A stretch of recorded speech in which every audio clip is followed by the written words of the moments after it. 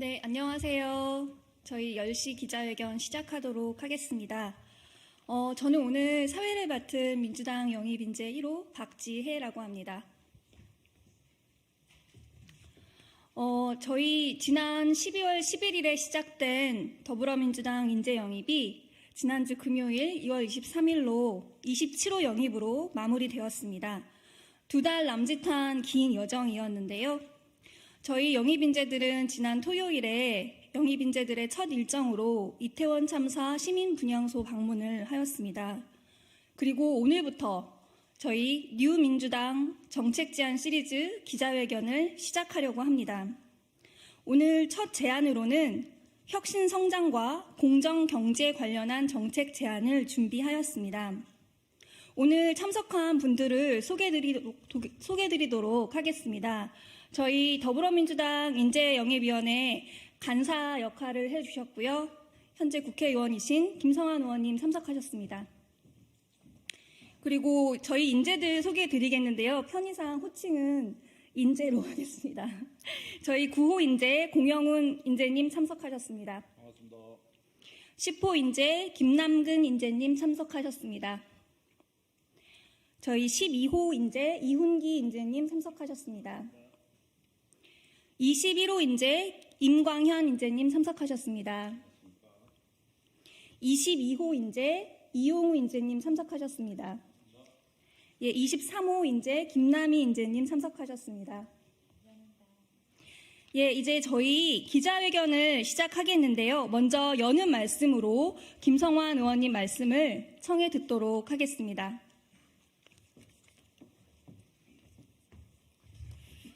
네, 반갑습니다. 우리 인재님들 덕분에 저도 꼽사리로 처음으로 우리 인재님들 이제 당대표님이 선물로 입혀주시는 옷을 저도 입어봤습니다. 큰 영광입니다. 아까 소개할 때 우리 이훈기 인재님을 12번째라고 했는데 13번째시죠? 네. 이제 그 착오가 약간 있었습니다.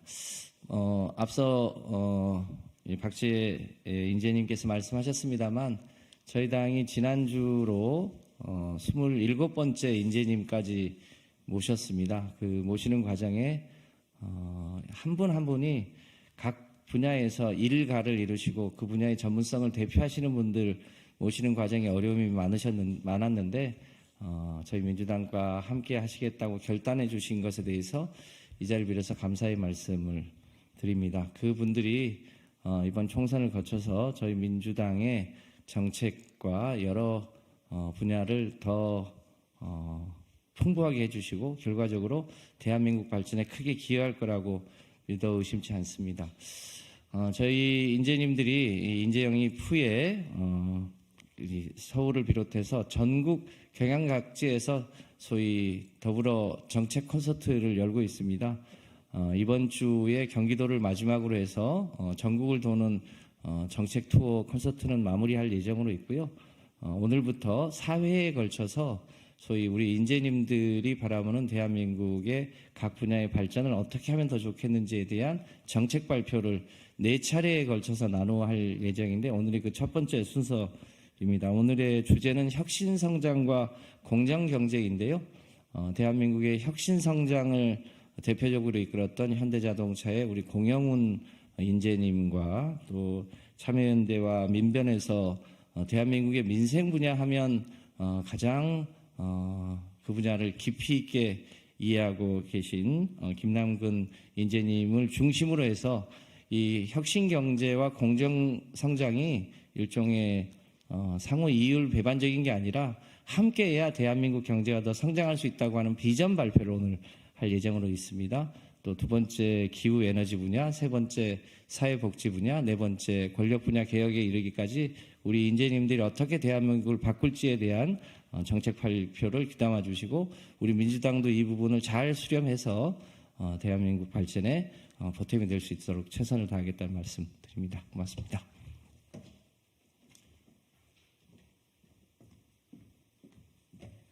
네, 그러면 본격적으로 오늘 정책 제안 내용에 대해서 설명을 드리겠는데요. 기자회견문 내용을 참고해 주시면 되고 저희 김남근 인재님과 공영훈 인재님께서 말씀해 주시도록 하겠습니다.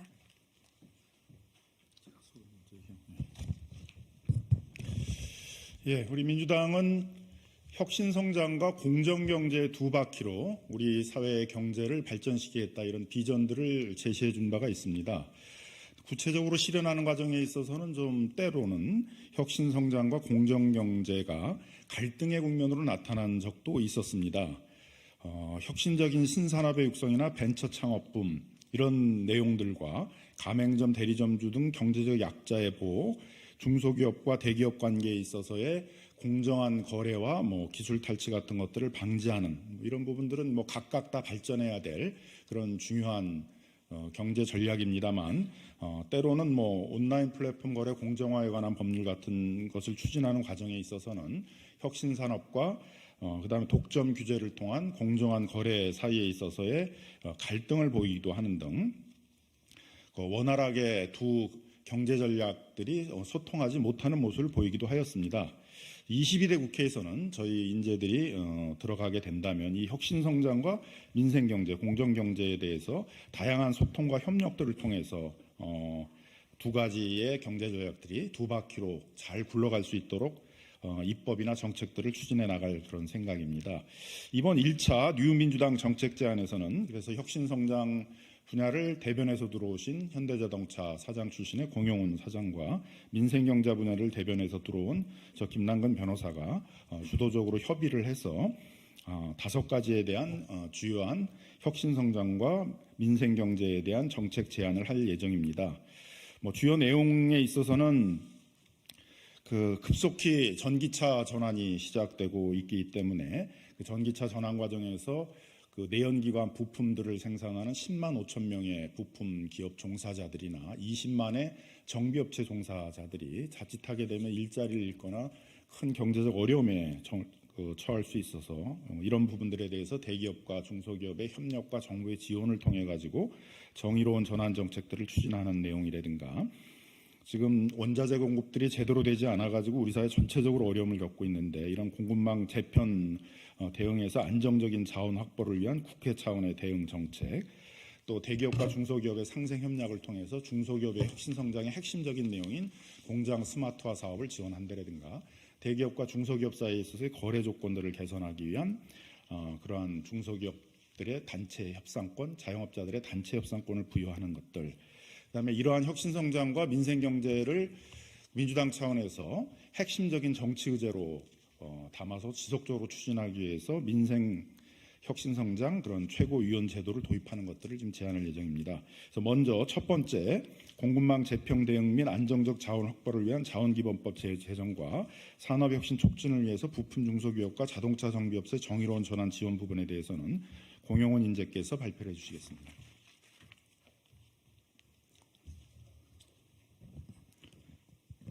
네, 감사합니다.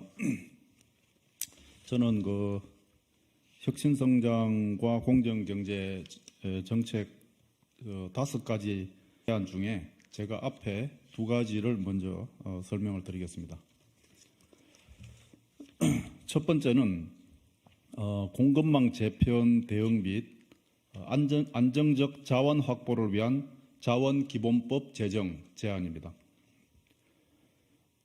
여러분께 나눠드린 그 자료의 7페이지에 해당되겠습니다. 미중 갈등과 글로벌 공급망 재편에 따라 자원의 안정적 확보가 국내 산업 전반의 큰 과제로 대두되고 있습니다. 당장 배터리, 반도체 등 현재 우리나라가 앞서 있는 산업들이 광물 자원 및 소재의 안정적 확보 여부에 따라서 앞날이 달라질 상황이며 향후 국내 신산업 육성을 위해서도 사활이 걸린 문제가 되고 있습니다. 역대 정부가 자원 확보를 위한 정책과 외교를 펼쳐서 상당한 성과에 이른 경우가 여러 차례 있었으나 정권 교체 후 정쟁의 대상이 되면서 모든 것이 무산되는 사례가 반복되어 왔습니다. 문제점을 점검하고 수정한 후 타당성 있는 사업을 유지했더라면 국가적으로 상당한 자원을 확보하는 성과를 보유했을 것입니다. 자원 확보는 위험도가 큰 사업이고 장기적 추진이 불가피한 사업이므로 특정 정권의 임기 내에 성과를 평가하기 어려운 성격을 가지고 있습니다. 이에 따라 정권 변화와 상관없이 일관성 있는 정책을 추진하고 이를 유지하기 위해 국회에 상설 협의기구를 설립해야 한다고 생각합니다. 여야가 합의해 기본 원칙을 수립하고 정권이 바뀌더라도 이 원칙에 벗어나지 않는 사업은 유지하도록 국회가 지속 관리하는 시스템을 구축해야 합니다. 국회에 공급망 재편 및 자원 확보 전략 상설위원회를 설치하고 정부의 자원 확보 현황 점검 및 예산 지원, 민간 투자 활성화 지원 제도 수립, 자원 확보 의원 외교 등을 관장하도록 할 것을 제안합니다. 최근 공급망 관련 법안이 국회에 통과된 바 있으므로 이를 발전시켜 가칭 자원기본법을 입법, 국회가 국가의 자원 확보를 장기적 안정적으로 유지해 나가는 장치를 마련할 것을 제안합니다. 이상이 자원 확보 관련된 제안이고요. 두 번째 제안은 산업 혁신 촉진을 위해 부품 중소기업과 정비업소 등의 정의로운 전환을 지원하자는 것입니다. 국내 완성차 업체가 전기차 제품 개발, 해외 시장 진출 등에서 큰 성과를 내며 글로벌 선두권으로 발전하고 있으나 전기차 부품 소재를 공급해야 할 중소기업들의 소부장 사업으로의 전환은 더디게 진행되고 있습니다. 전기차 전환 과정에서의 경영난에 직면할 내연기관 부품 회사를 H사의 지원으로 전기차 부품 생산업체로 전환시킨 S사 등 우수 사례가 있으며 이를 부품업계 전반으로 확산시키고 속도를 더 촉진할 필요가 있습니다. 동네 자동차 정비업소, 완성차 가맹접 형식의 정비 서비스 센터 등 자동차 정비 사업자들은 전기차 수리 기술을 확보하기 어렵고 전기차 전환 시 심각한 영업 악화를 걱정해야 하는 상황입니다.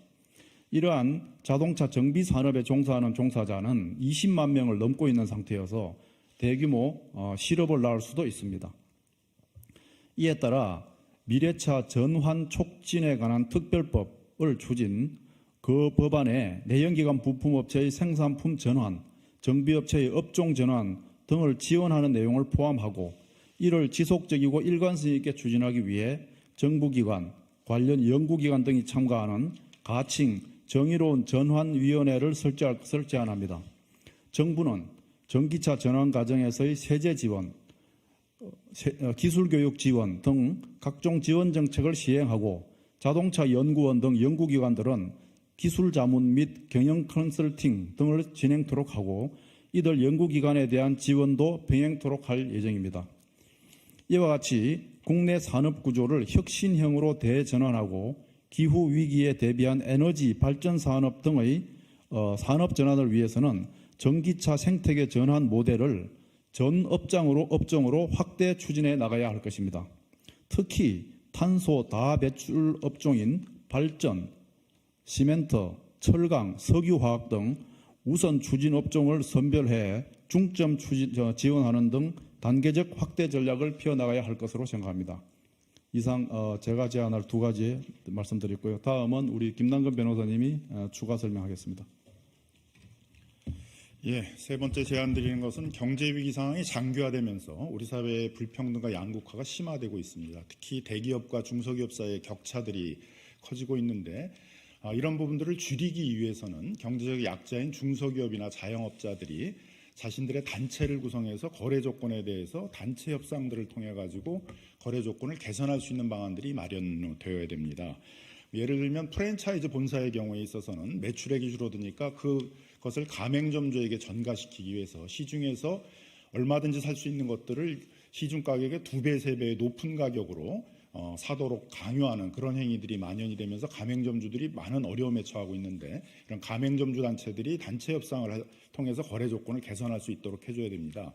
최근에 투썸플레이스나 그 할리스 커피 같은 경우 이런 이제 단체 협상을 통해서 거래 조건을 개선했는데요. 이걸 입법적인 근거를 마련해야 된다는 것입니다. 최근에 조선일보에서 배달의 민족의 경우에 있어서는 그 매출액의 47%를 수수료로 걷고 있다라는 부분들이 분석적으로 알려져가지고 충격을 주고 있는데요. 이렇게 매출액의 거의 30-40%를 수수료로 내다 보니까 플랫폼을 통해서 거래하고 있는 자영업자나 중소기업들이 비명을 지르고 있는 상황입니다. 이 역시 마찬가지로 플랫폼에 입점해 있는 입점 단체들이 단체 협상을 통해 가지고 거래 조건을 개선하는 길이 그 격차를 축소시키고 불평등을 완화하는 것입니다. 최근에 택시 기사 단체들이 카카오 모빌리티하고 단체 협상을 통해서 가맹 수수료를 절반으로 내리는 사례가 있는데 이러한 것에 대한 입법적 근거를 마련하자는 것입니다. 중소기업들도 소재 부품 장비를 생산하는 중소기업들도 재료를 공급하는 철강회사나 석유화학 회사 등과 단체 협상을 통해 가지고 그 지나치게 폭등한 그 원자재 가격들을 좀 내리는 그런 협상 같은 것들을 하자는 것이고요. 그래서 이런 부분들을 단체 협상 6법으로 묶어서 22대 국회에서는 조기에 입법을 해야 될 것입니다. 문재인 정부에서 중소기업들의 경쟁력 향상을 위해서 추진했던 가장 중요한 정책 중에 하나가 중소기업의 일터 혁신, 중소기업의 공장 스마트화 작업이었습니다. 중소기업이 전체 고용의 90%를 담당하고 있는데 우리나라의 대학을 졸업하신 분들은 중소기업을 거의 기피할 정도로 중소기업의 경쟁력이 낮아 있어서 그런 경쟁력을 높이자는 것이었습니다. 그래서 이 부분들을 위해서 대기업과 중소기업의 상생 협력을 하고 정부가 거기에 대해서 예산 지원을 하는 방식으로 추진되었는데 윤석열 정부에 들어와서 2023년도에 문재인 정부에서 책정했던 예산의 50%를 삭감을 하는 바람에 사실상 이런 스마트화 공장 사업들이 거의 정체되고 있는 상황입니다. 그래서 이런 부분들을 해결하기 위해서 그 정권에 따라서 이게 왔다 갔다 하지 않도록 이런 대중소기업 간 상생협력을 통한 혁신성장지원법으로서의 상생협력법 개정 등을 22대 국회에서 추진하자는 것입니다. 민주당의 경우에 있어서 지도부인 최고위원회에서 많은 정치적 사안에 대해서 논의를 하고 대외적으로 발표도 하고 있는데 상대적으로 이런 민생경제 부분, 혁신성장과 같은 경제 부분에 대해서는 주요하게 많이 다루지 못하고 대외적으로 많이 알려지지 못하는 부분들이 있어서 이를 담당할 민생경제 최고위원 제도를 도입하자라는 것들이 5번째 제안입니다. 네, 이상 저희 오늘 정책 제안과 관련한 설명을 드렸고요. 오늘 참석하신 영입인재분들의 추가 발언을 청해 듣도록 하겠습니다. 먼저 22호 임광현 인재님입니다. 안녕하세요. 저는 29년을 조세 분야에서만 근무한 조세 전문가입니다. 윤석열 정부는 지난해 대규모 감세 정책으로 56조 원이라는 역대급 세수 펑크를 냈습니다. 2년 연속 세수 부족입니다. 이로 인해서 복지 예산과 중소기업 혁신성장 지원 예산을 대폭 삭감했습니다. 올해도 세수 상황이 매우 안 좋습니다. 그럼에도 불구하고 윤 정부는 계속 부자 감세를 하겠다고 말합니다. 감세는 한 번 하면 되돌리기가 어렵습니다. 현 재정 상황을 고려할 때 지금의 부자 감세는 향후에 서민 증세, 미래 세대 증세로 돌아올 것입니다. 부자 감세를 중단하고 재정 확충 방안을 마련할 것을 촉구하는 바이며 이러한 활동을 국민들과 함께 지속적으로 펼쳐 나가겠습니다. 저희 기자회견 시간이 거의 마무리돼서요. 마지막으로 23호 이용우 인재님 발언 짧게 청해 듣도록 하겠습니다. 예, 노동인권 변호사로 23호 영입인재 이용우 변호사입니다. 반갑습니다. 산업구조 전환에 따른 고용안정 지원 등에 관한 법률이 작년에 제정됐고 올 4월에 시행될 예정입니다. 탄소중립 사회로의 이행과 산업구조 대전환 시기에 정의로운 전환 등이 매우 중요한 한국 사회 과제로 의제로 떠오르고 있습니다. 책임 있는 정부 여당이라면 이러한 의제들에 대해서 대안과 비전을 제시하고 평가받는 것 마땅합니다. 소위 운동권 심판론이라고 하는 한가한 정치적 구호가 아니라 대안과 비전을 제시할 것을 촉구드리겠습니다. 공식적으로 제안드립니다. 국민의힘의 한동훈 비대위원장께 더불어민주당 영입인재들이 저희가 제시할 정책들에 대해서 공개 토론을 할 것을 제안드리겠습니다. 화답을 기대하겠습니다. 감사합니다.